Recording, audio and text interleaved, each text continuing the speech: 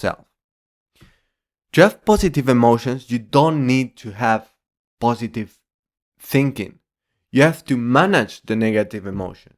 Then they will transform into positive ones. Sadness, anger, or insecurity are not emotions against happiness. We need them to be truly happy. They are valuable energies that we have to manage to use them. Without anger, insecurity, or sadness, you would not be a complete human being. So, what is the function of thought regarding our emotions? Thought is like arrows that direct us in some direction. Regarding emotional management, thought can direct us to heal and transform our emotions into a valuable source of energy.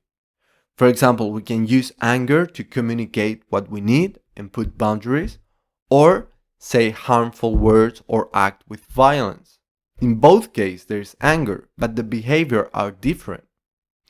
The conflict doesn't come from anger, but on how we manage our emotions, which depends on our way of thinking. Managing our emotions depends largely on how we manage our mind. How we use our thoughts is how we manage our emotions.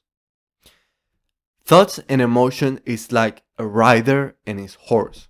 Depending on our thought, we will guide the horse in one or another direction. And there are basically two types of direction. One is constructive and the other is destructive. One is coherent and the other is incoherent. One creates happiness and the other creates suffering. As you see, it is not about thought creating negative emotion, but on how we manage them. How we use our anger, insecurity, and sadness depend on how we think, and how we think has been conditioned by our environment.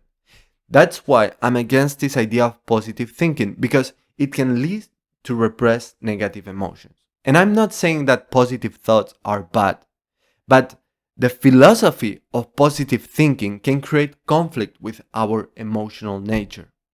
That is why I prefer to use the term constructive thinking, because being constructive doesn't necessarily mean you have to be positive, but it always leads to a positive result. Now, if we are trying to be positive and not having negative emotions, our thought will be based on repressing our anger, sadness, and insecurity, which is something destructive. That is why positive thinking can be sometimes be destructive and lead to anxiety and addiction.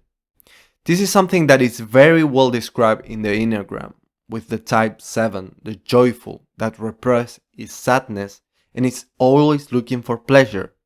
This type of personality finally have difficulties to find calm because it's always escaping from its sadness. Positive thinking can make us fake our smile, but inside we are full of stress. One other example of destructive positivity is narcissism. Narcissists are very good at showing positive emotion and hiding negative ones, because positive emotions are more socially attractive and negative ones are not. But what happens when there is more intimacy with the narcissist? That all the negative emotions come out and they do it in a very destructive way. They play victim, they are aggressive, and they try to control. What are the emotions behind those attitudes? Sadness, anger, and insecurity. Does this mean that the negative emotions are responsible for this narcissistic attitude? No, it's not. It is because they repress those emotions, so they come out destructively. The only way to heal narcissism, like other mental disorders, addiction, anxiety, and depression, is knowing how to manage negative emotions, not eliminate them. It's by understanding the true meaning of our emotions that we can use them constructively. In the following episodes, we will dive into emotional management. Please remember to subscribe, comment, and share so more people can be helped with this information. Thank you and see you in the next episode.